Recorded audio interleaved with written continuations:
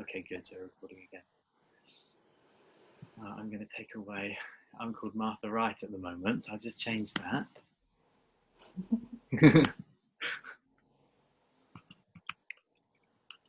Great. Okay, Susanne, thank you so much for being here with us today. Yes, so I thought I could start by just saying how I know you. And we have just, in fact, this morning been on the third of 3 mindful music sessions together with Martha, who appears at other points in the festival. We were running a session for a London-based charity called Spitalfields Music, helping creatives to touch mindfulness in their lives as creative people, musicians. So I've got to know you just through Zoom and through Martha over the last month, really.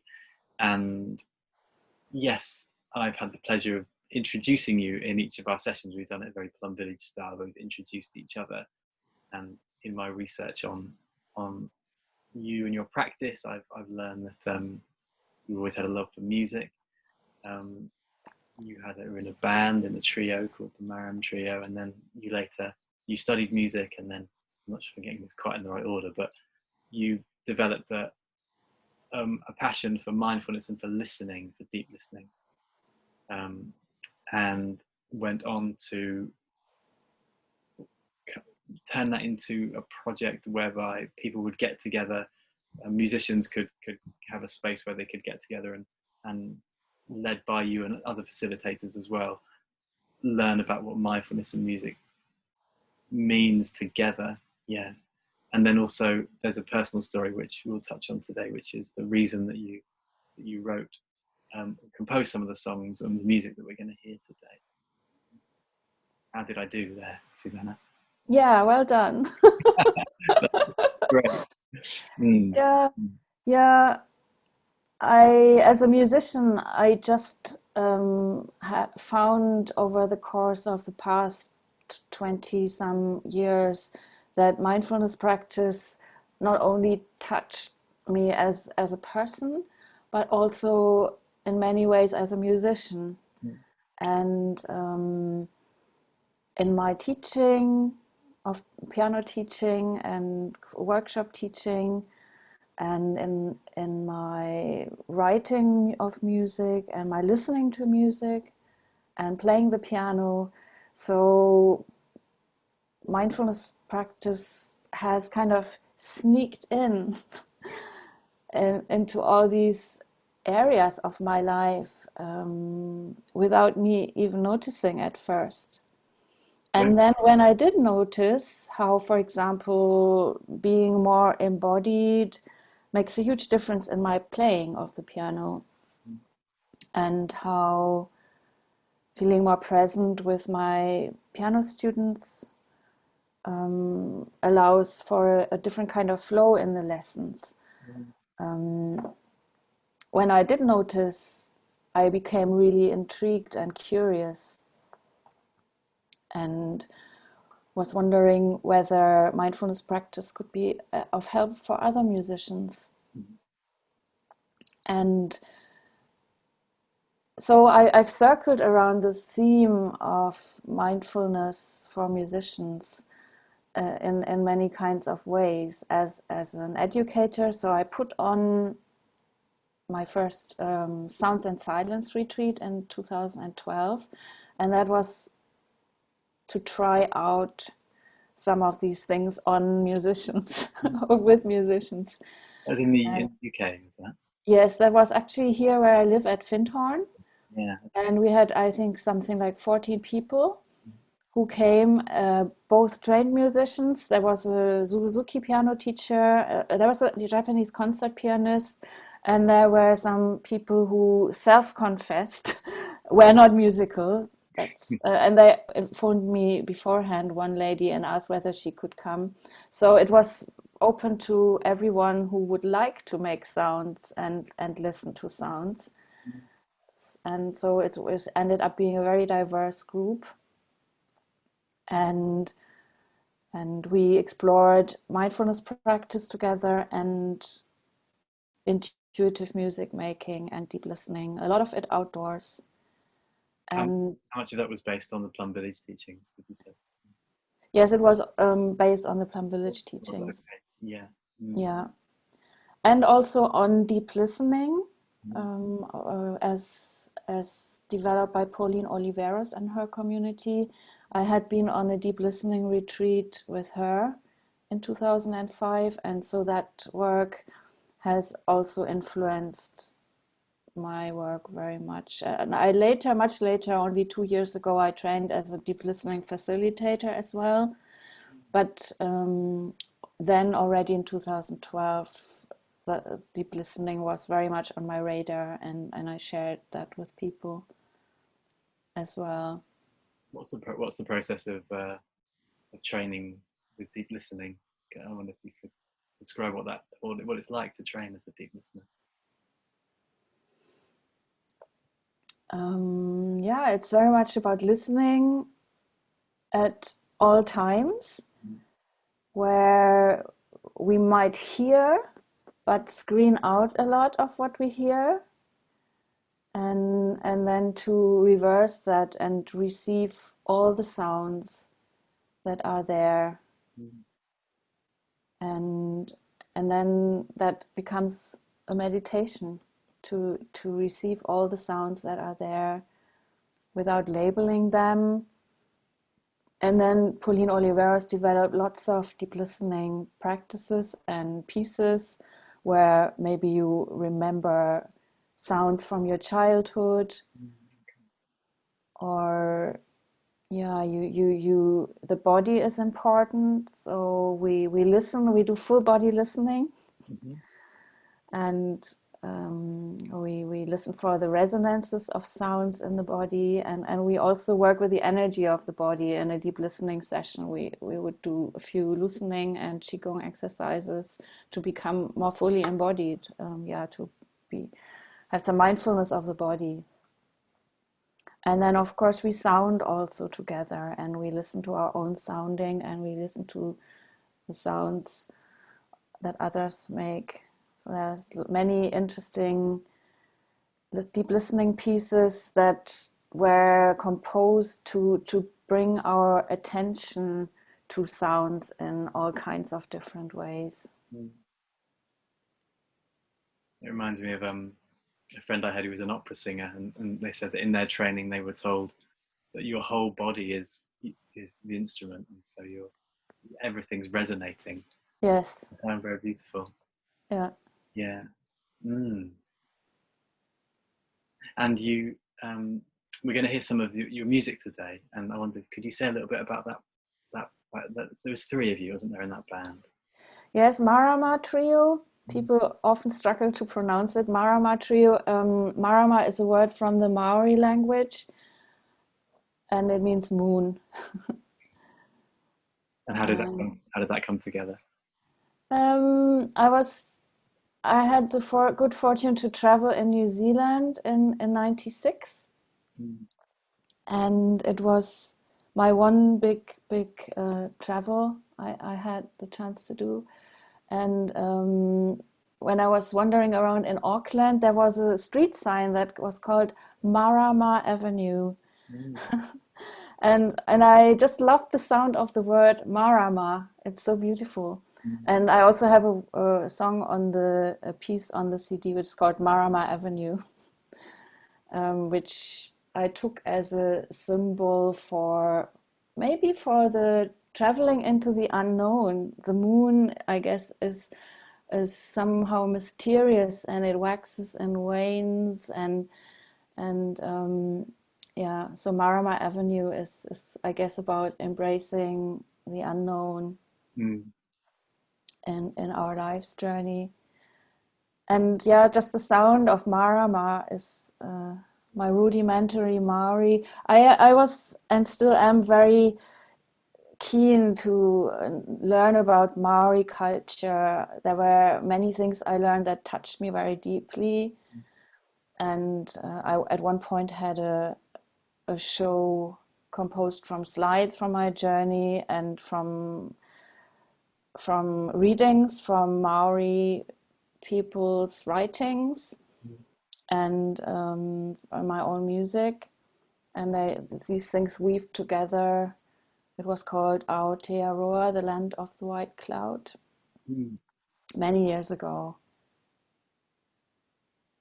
Yeah, so I just am very interested in Maori culture, and I feel we have a lot to learn Mm. there about living in harmony with nature and with what we call the environment, but which is really part of us, really. Mm.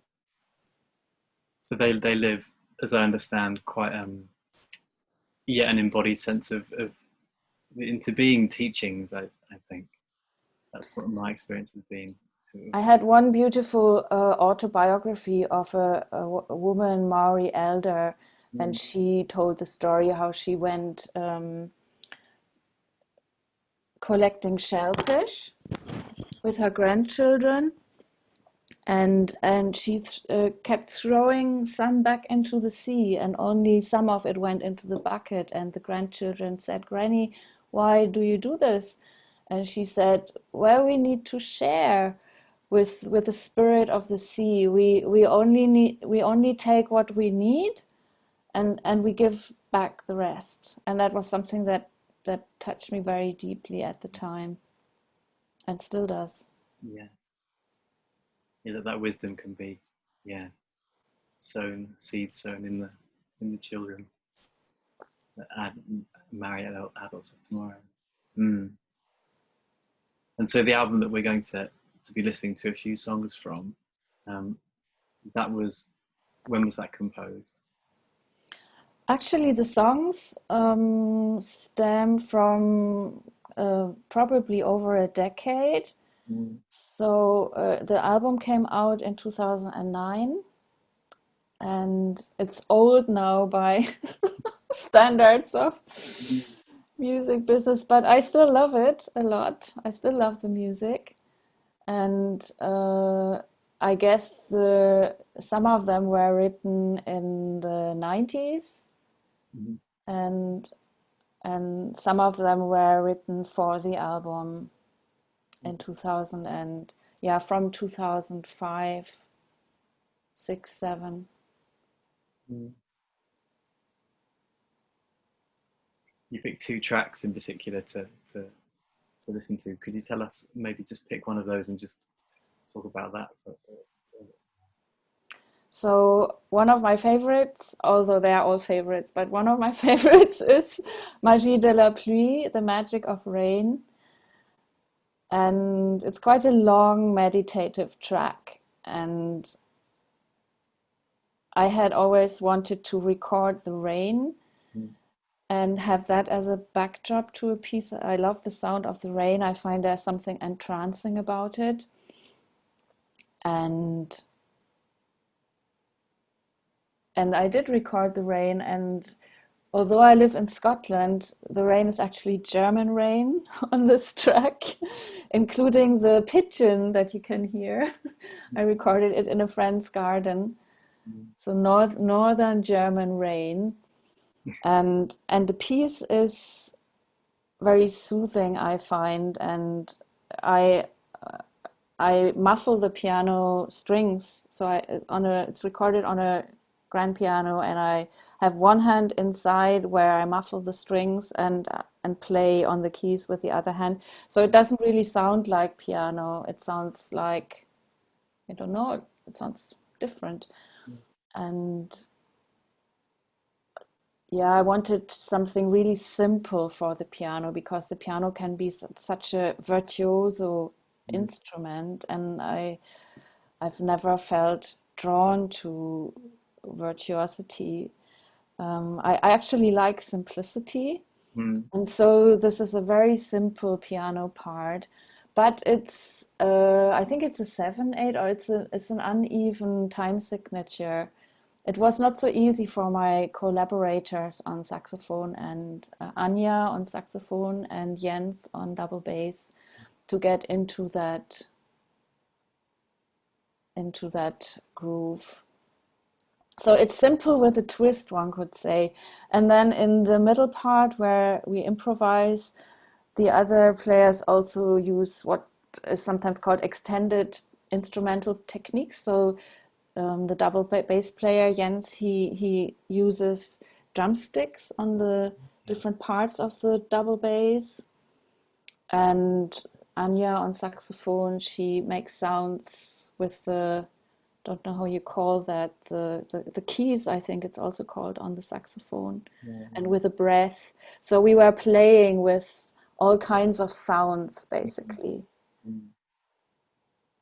against the backdrop of the rain.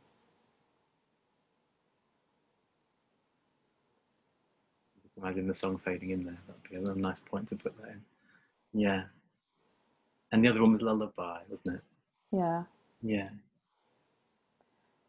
Do you think you can use the link that I sent you, like the including the pictures? It's right. You can I can download it from YouTube as well. Yeah, yeah.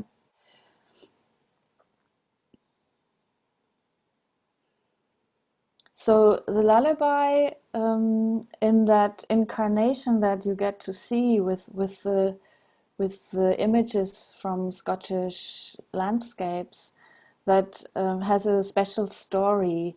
Why I put it up at that time on YouTube.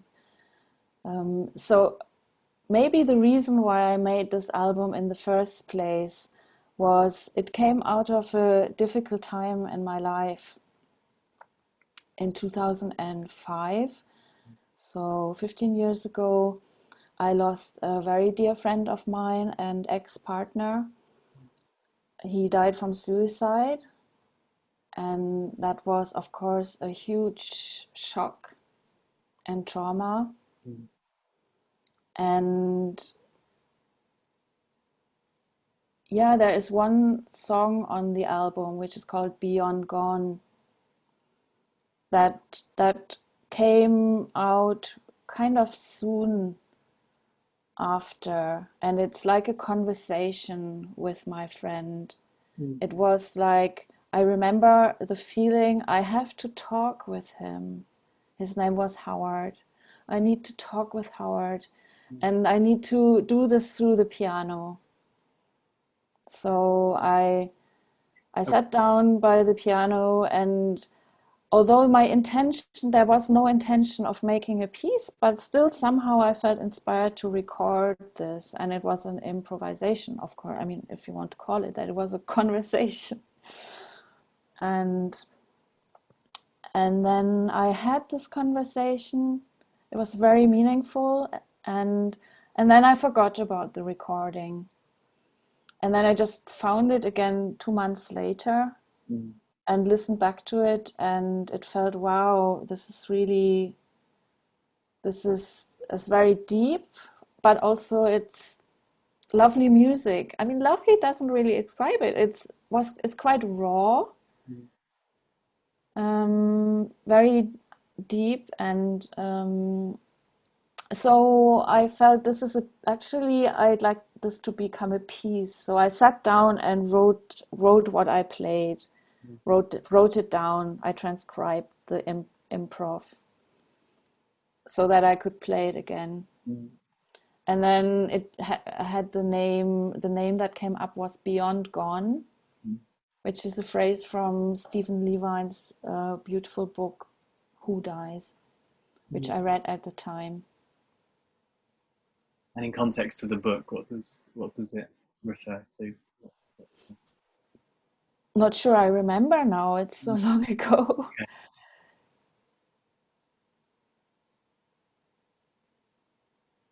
I think what stayed with me was the sense that we can connect with people on the other side, as it were. Mm. I had many dreams from Howard, and still have about once a year, have my Howard dream. And yeah, there is the sense of lasting connection. Mm. And why I then was moved to make an album, and the album is called Continuations, is there are several bits to it. One bit is that Howard and I were sharing a computer. And so this was now my computer, and there was lots of beautiful photography of his on this computer. And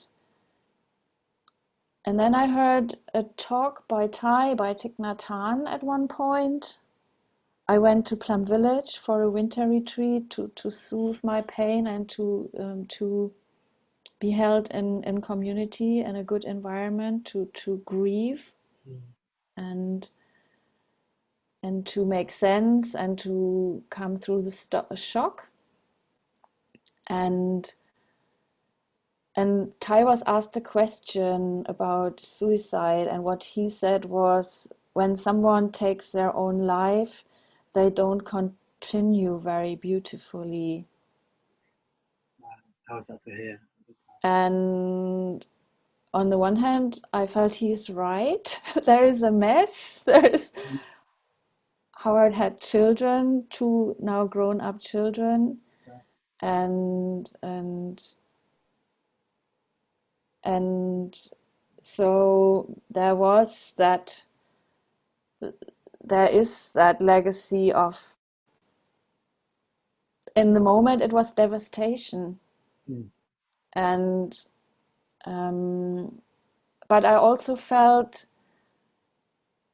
I don't want it to stop there with devastation. I had already been to Plum Village many times, several times, and I was already had been practicing for 10 years. So I had an established mindfulness practice to fall back on and to hold me. And I had a Sangha, still have, which was invaluable, and also the Findhorn community. So I was surrounded by community and well-meaning people who, many of who have an understanding of transformation and of how loss and pain can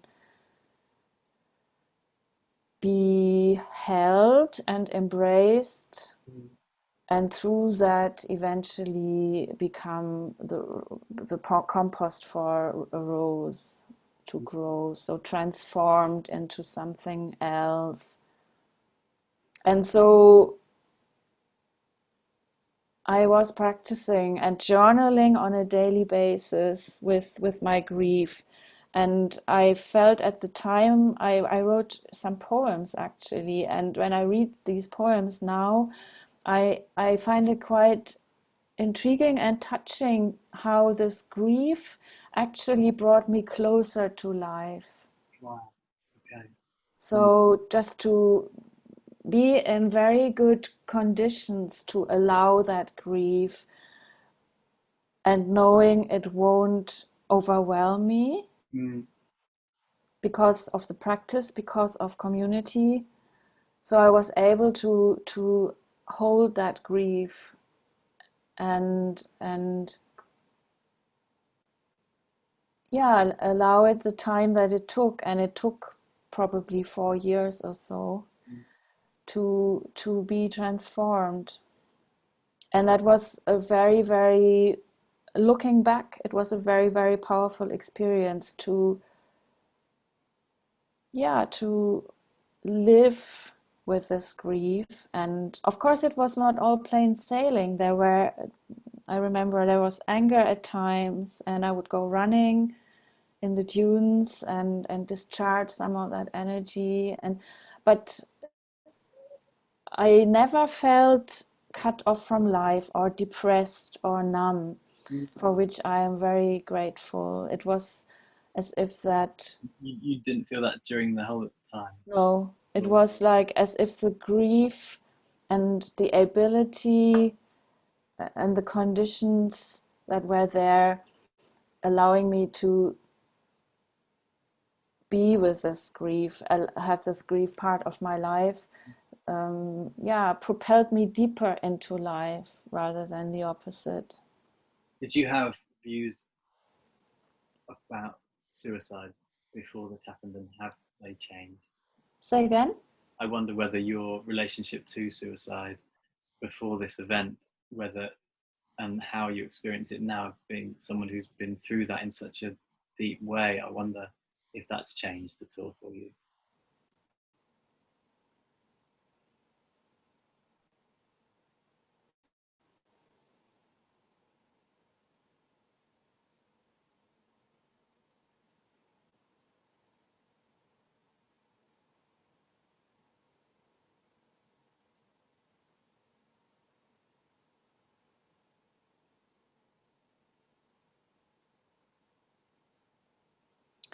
I'm not sure that's such a good question. That's something I would have to ponder for a very long time. Okay, sure. uh, Yeah, that's fine, Sam. No problem. it's more to continue that previous thread of continuation. Yeah, That hearing Tai say that this person doesn't continue very beautifully, I was like, but I want my friend to continue beautifully. yeah, And I almost felt, I guess, mindfully obsessed at times. And really, it was very strong in me, that desire for him to continue beautifully. yes, sure. And so I think it was a dream actually, where I saw one of his photos that he had taken from the Scottish West Coast. I saw it as an album cover. Mm, And I might not have made an album otherwise, but it felt like I need to make this album for him to continue beautifully. mm, And so that's why now it's plural, because it turned out to be continuations in many ways. So his beautiful, Howard's beautiful photography is on the album cover. That's a continuation of his creativity. And when I held the finished album in my hands after 4 years of grieving and then working on it, I felt my grief has continued, is continuing now as a beautiful offering. And thank you. Yeah. yeah, and I have a quote of, um, I think it's an indirect quote, not a direct quote, of Ty's on the inside of the album, where it says, nothing exists on its own. Everything continues in each other in manifold ways, and nothing is ever lost. Mm, That's something I heard Tai say. Nothing is ever lost, and I felt great comfort in this. That, yeah, nothing was ever lost. This relationship with my friend was not lost, and I can still feel it after so many years. I wonder if I'm interested in that. You talked about that conversation you were having through the piano with Howard, and I wonder if how present the memory is now, what it was like to begin that conversation. I wonder, I'm interested in how that kind of came about, and if you remember how you were feeling when it started. Yeah, it's funny. I remember this very vividly. It's yeah, as if it was yesterday. We have a beautiful venue at Findhorn, which is called the Universal Hall. It's a 300-seater with a beautiful old Steinway grand piano, and I rehearsed there a lot and had concerts, including an album launch with Marama Trio in 2009. And so I went to the hall, and I got from the hall office the keys and locked myself in because Findhorn has lots of visitors, and it was not uncommon when I practiced in the hall that someone would wander in and just sit there for a little while, which is usually fine, and then go again. But I felt this was such a tender and vulnerable thing to do, so I locked myself in and put the grand piano into the middle of this is a pentagonal space with a beautiful acoustic, and opened the grand piano, and I deeply listened. I listened, and then my hands started to wander and do things and speak, as it were. And it felt really like a meditation. It was a meditation, and I could really feel the connection. And yeah, and I was able to say some things through sound that maybe don't even have words. And it was almost yeah, it was a very deep meditative state from where this came from. And when I listened to it later, I had no memories afterwards. I couldn't have told anyone what I had played. And when I listened back to it afterwards, it was interesting for me and lovely and touching to notice the different qualities. There was really something very raw, and yeah, the raw grief, but also there was tenderness and love and peace at times, also rage. So yeah, really a lot of a whole range of emotional responses.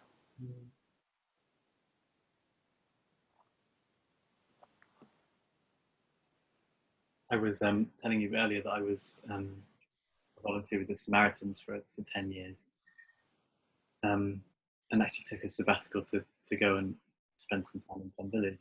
Um, and one of the things that stayed with me from that time was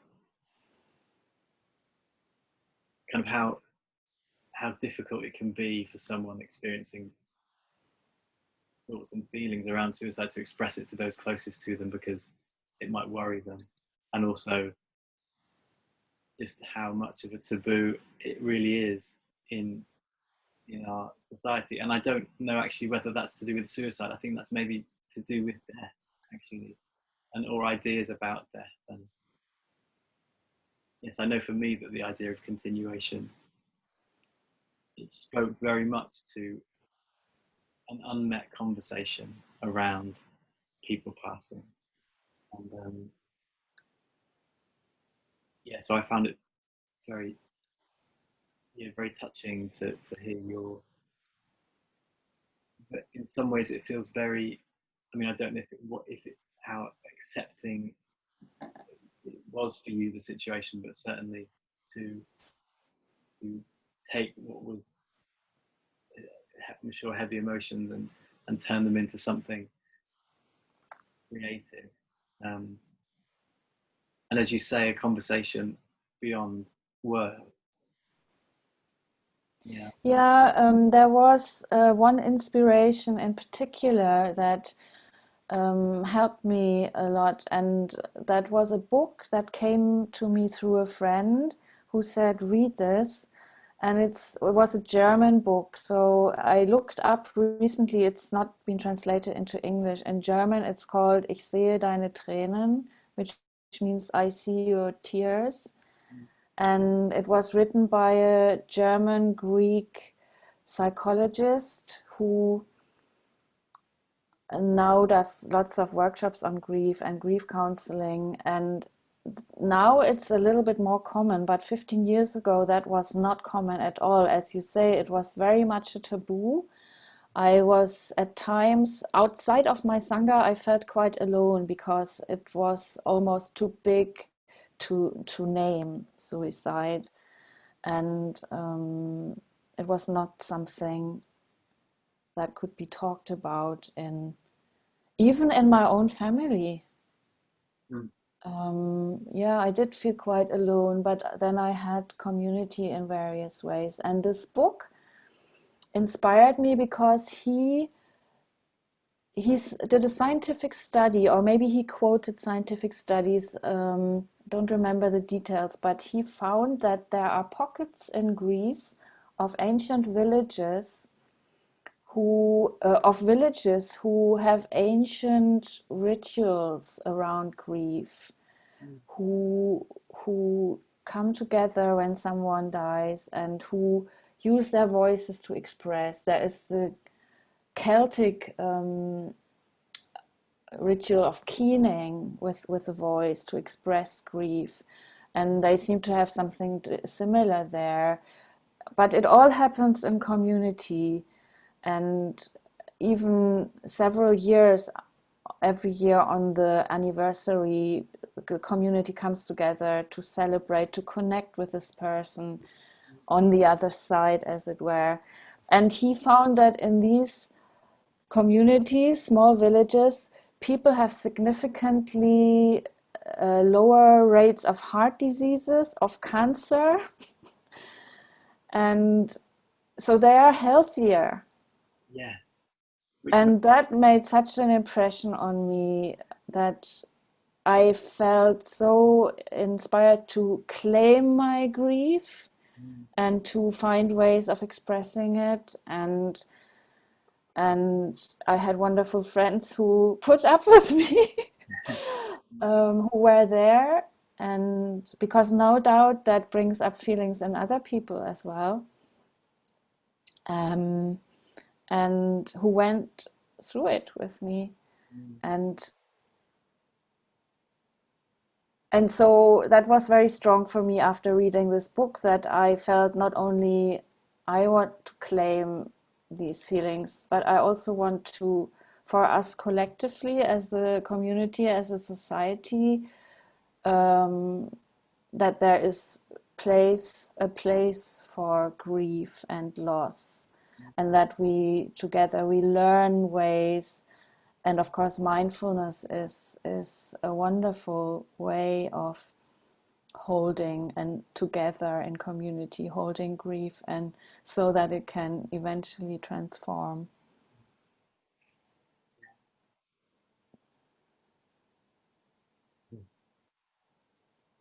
does it continue to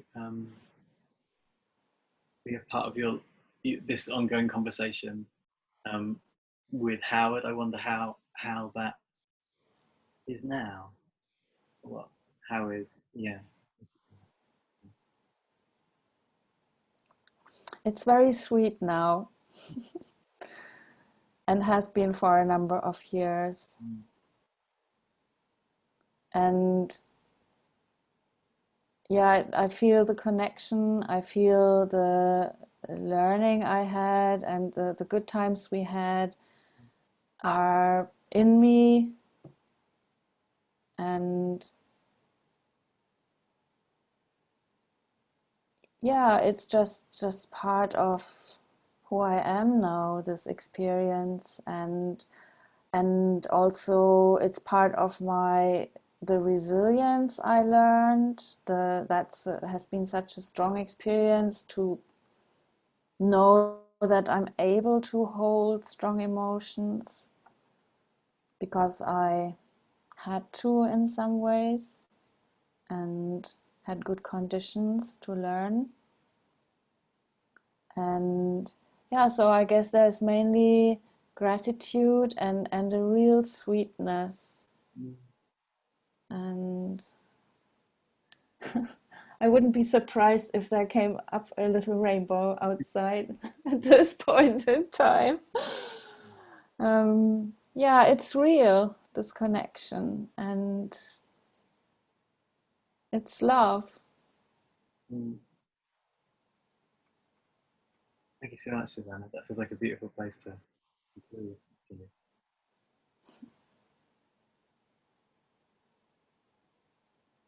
Yeah. Wow. I remember that, yeah, being on taking some of those phone calls at Samaritans, and just the it seemed, I'm so glad that people did ring, but it seemed so, I don't know, upside down in a way that you'd have to reach out to someone that you didn't know, talk about something that was so close to who you were, you know. Um, and I can understand, and they used to say in the training that you often can't speak to your closest family because all they want to do is fix it and say, "Oh no, it's you know, you yeah, that's don't do that, or you don't need to do that," or you know. It's interesting because the Samaritans model was always to open up the conversation so that it just allows space, and and that it would and that they would never say that it was they would never say something that it was a wrong thing to do. You know? That really that really that felt very good to hear. Yeah, and I wonder, as you say, about as we learn about how to be with people with people passing and with grief, we're also in a way preparing for our own passing as well. And I always think I don't want anyone to say, "Oh, it's sad that I passed away," because well, yes, because it's just so natural, I suppose. Maybe there is a Mm. sadness, maybe, and that's something for me to work with, I guess. But there will be a sadness, and you know. Mm. Is it something that you that yes, I suppose you said in your sangha that you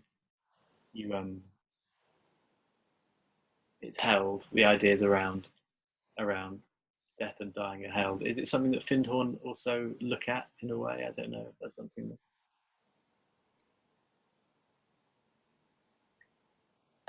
Yes, after later, not at that time. It came later. We had some death cafes where people started that conversation, but I always felt when I was in the situation that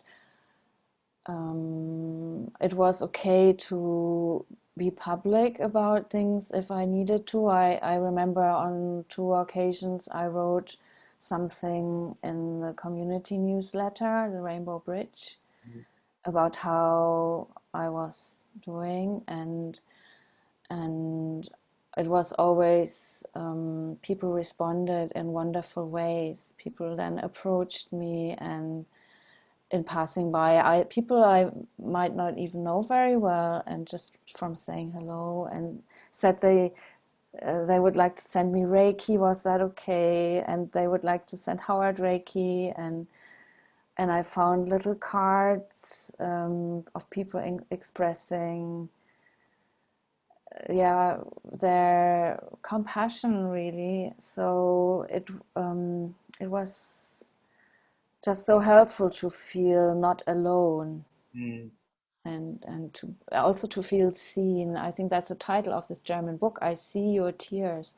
It's so powerful to be, if people are able to see and just be there and open their heart. Yeah. Wow. So, yeah, thank you so much for today. I really appreciate you being open. I'm going to stop recording.